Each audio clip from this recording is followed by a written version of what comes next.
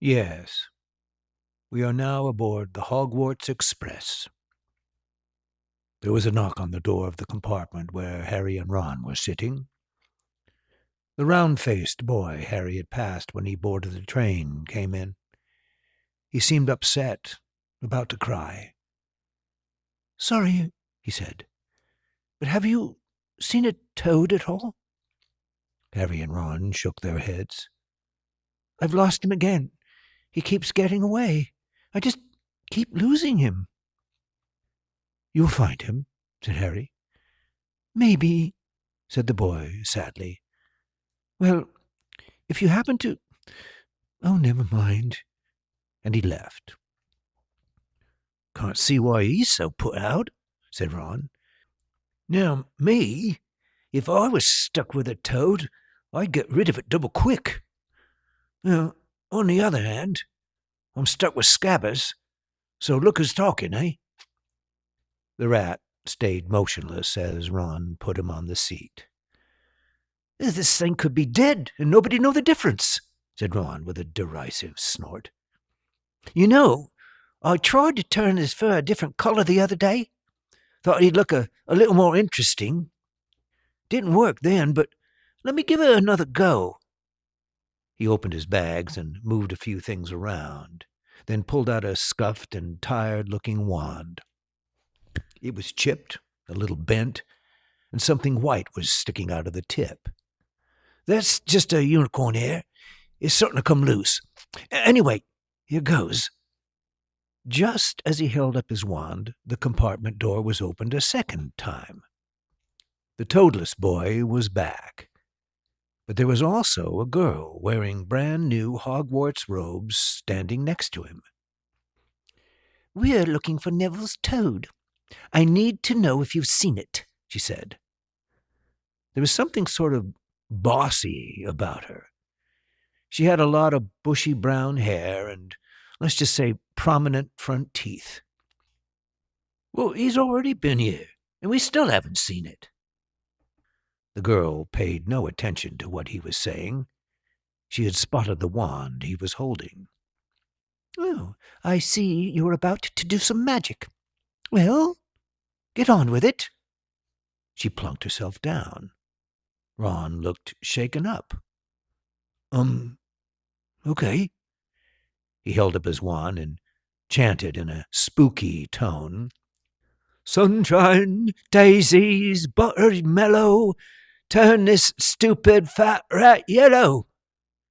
He waved his wand in an elaborate pattern, and miraculously, Scabbers turned into the exact shade of gray he'd always been. He even managed to stay asleep. With a deadpan stare, Hermione said, "You have a remarkable talent. I've tried a few simple spells just for practice, but I've never achieved anything like this." Then she turned to Harry. "It was such a surprise when I got the letter from Hogwarts. Nobody in my family is magical in the least. Of course, I was ever so pleased that they'd asked me to come. I believe it's the best school of magic there is. That's what I've heard, anyway. I've already done all the required reading and learned everything by heart, of course. Oh, I do hope I've done everything I can. I'm Hermione Granger, by the way. Who are you?" All of this came out very fast. Ron just sat there, stunned. Harry was relieved by the look on his face because it meant he hadn't read any of the books either. "I'm Ron Weasley," he muttered. Harry Potter," said Harry. "Oh, really?" said Hermione as she rose from her seat and started toward the door. "I know all about you, of course. I got a few extra books for background reading, and I'm sure you already know this, but you're in modern magical history, and the rise and fall of the dark arts, and great wizarding events of the 20th century." "Huh?" said Harry, feeling a little dizzy. "Oh, my goodness. You didn't know? I'd have researched everything I possibly could if someone was writing about me," said Hermione. "Which house do you think you'll be chosen for? I've asked some people in my car, and I think Gryffindor sounds by far the best. Someone said Dumbledore himself was in it, but I suppose Ravenclaw might be all right. Anyway, I think we'd better be off now and find Neville's toad before we arrive. It won't be much longer before we get there, you know. I suggest you get yourselves changed. We want to make a good impression now, don't we?"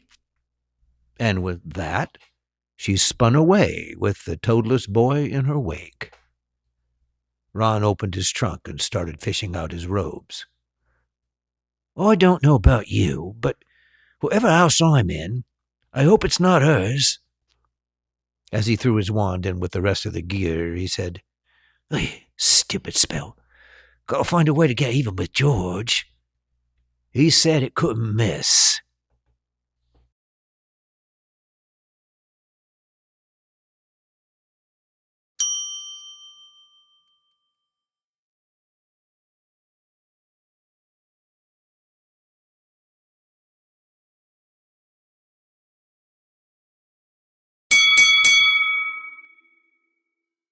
So here is the background. Madam Hooch has lined up a group of first-year students outside the castle near the Quidditch field. Brooms are lined up and ready. She's given some basic instruction, and now they're ready to give broomstick flying a try. "You straddle the broom securely. When I give the signal, you give it a good kick and rise straight up off the ground," said Madam Hooch. "You keep the brooms level and steady. Rise vertically just a foot or two, then you lean forward ever so slightly and descend. On my signal, 3, 2... But Neville was worried he'd be the one left on the ground while all the others lifted off. His nerves were stretched, and he shoved off too early. Hard. He catapulted up as if he had jumped on a trampoline. 10 feet, 20 feet. His terrified face looked down at the ground as it fell away. Harry saw him slipping sideways, lose his grip on the broom, and smack! He hit the ground with a thud and a sickening crack. He lay on the grass in a crumpled heap. "Easy now. We'll get that wrist seen to," said Madam Hooch. Then she spoke to the students sternly. "While I take this boy to the hospital wing, you will stay off those brooms, or you'll be out of Hogwarts before you can blink. Come on, dear. Let's go." When he was sure they were out of earshot, Malfoy's nasty laugh broke the silence. "What a chump! Did you see the look on his face when he lost it? Suddenly, Malfoy darted over to where Neville had been lying on the grass and picked something up. "Ha! It's that stupid thing Longbottom's Gran sent him." The smoke from the Remember-All swirled inside the glass as he held it up. "Give it over, Malfoy," said Harry in a low voice. Everyone watched and waited. Malfoy narrowed his eyes at Harry. "What would Longbottom say if I just put it up there?" And he glanced at the uppermost turrets of the castle. Malfoy grabbed his broomstick and took off. "And what are you going to do about it, Potter?" Harry snatched up his broom. "No, please, no," shouted Hermione Granger. "You heard what she said. We need to stay here." With a look at Malfoy receding in the distance, Harry swung a leg over his broom and kicked hard off the ground. Oh, his blood was boiling. Higher and higher he climbed until he was soaring through the air. He felt the wind pummeling his hair as his robes whipped out behind him like a superhero's cape. This was incredible. His heart surged with ecstatic joy as he discovered he could do this without being taught. This was so natural to him, so wonderful. Within just a few moments, he caught up and spun around in front of Malfoy, stopping him cold. Malfoy's jaw dropped in shock. "Hand it over, Malfoy, or you will be the next one to drop off a broom." "Oh, yeah?" said Malfoy. He was trying to say it with a menacing sneer, but failed. Let's see if you can catch it, then. He cocked his arm and threw the ball as high into the air as he could. Then he retreated back to the field below. It was as though he was seeing the scene in a slow-motion movie. The ball slowly rose up into the air, and then it started to fall.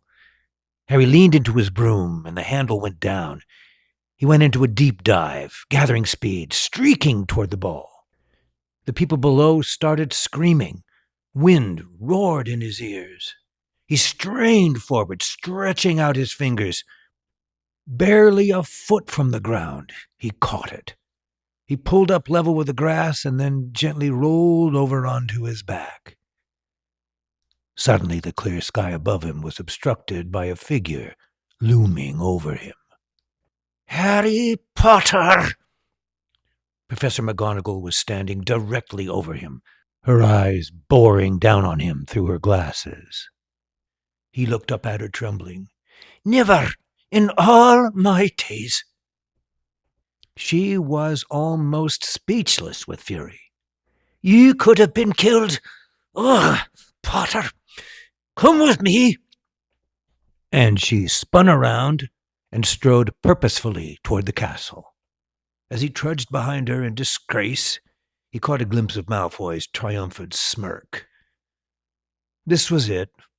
He'd been given one chance to get out from under the Dursleys, and he'd blown it. He was going to be expelled. Professor McGonagall was in full stride. She charged forward, never once looking back at him. He found it hard to keep up with her. Onward they went, through the entry doors, up the spiraling marble stairs, on and on, without a word being said. She flung open doors, hustled along the hallways, all the time with Harry trailing along behind her like a sad puppy.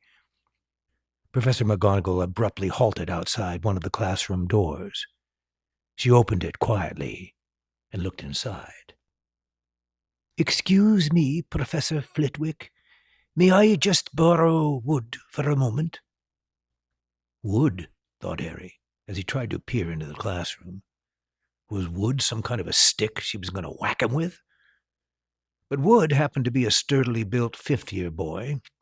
He rose from his chair and left the classroom with a slightly confused look on his face. Come with me, the two of you, said Professor McGonagall, and they marched on up the corridor. Wood looked Harry over with a fair amount of curiosity. In you go. Professor McGonagall opened the door of an empty classroom. The door banged shut, and she turned toward the two boys. Potter, this is Oliver Wood. Wood, meet your new seeker. Then she suddenly smiled. Have a biscuit, Potter?